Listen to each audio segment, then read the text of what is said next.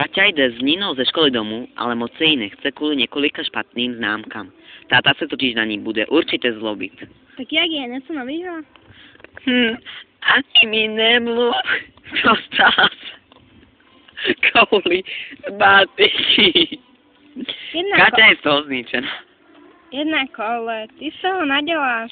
Kdyby jen máma v třetí a tátovi jsem slíbila, že si něco udělám, ten mi dá. Mesiu. To se ti řekne, ale já už nemůžu. Špatný známky s nikým se už taky jen hádáme. Někdy si říkám, že by bylo lepší, kdyby to nebylo. Ty si, ale něco takového tě nesmí ani napadnout, jasán? A ty doby, co mamka, prostě se z toho srábu nějak nemůžu dostat. Ale no tak, už na to nemyslí, víš co? Doprovodím tě domů a mrkneme na nějaký film, co? Radši ne, táta přijde za chvíľku domů a já ještě nemám předtím se jít s Minkou zavít, jo?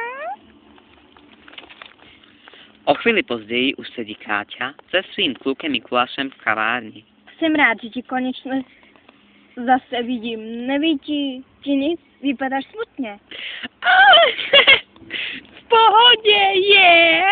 Káťa začne vypřáret, co ji trápí. Jen co? Povídej.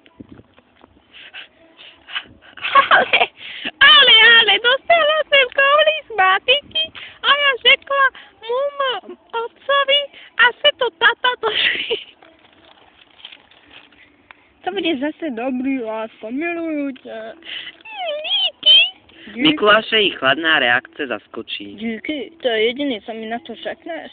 A co ti na to mám říct, ty Mikuláš jeden? Pohádají se.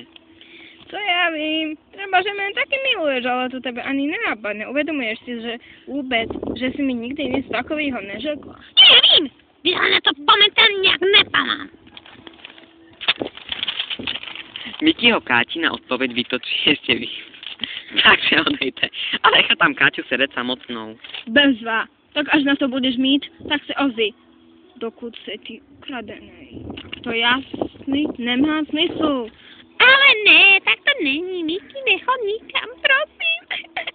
Ale Mikuláš odejde a Káťa se rozbrečí. Miky, co nic nechápeš? Káťin táta jí ještě ten samý večer strčí pod nos lístek z výsledky ze školy. Zavolal si mě dnes do svojí třídní. Můžeš mi vysvětlit ty zámky? No, já... Slíbila si mi, že si všechno opravíš. A teď tohle, co tam natyká?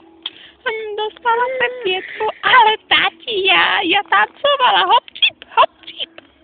Káťin táta už má jejich výmluv dost. Já vím, ty si zase opravíš, že jo? Tak to teda ne, holčičko, takhle by to nešlo. Já chodím do práce a pak přijdem celý ogrcaný. Ale já jsem se fakt snažila, tati, tu košelu jsem ti vyprala, ale ta grcka z toho nevšimla. Kaťa se zkouší hájit.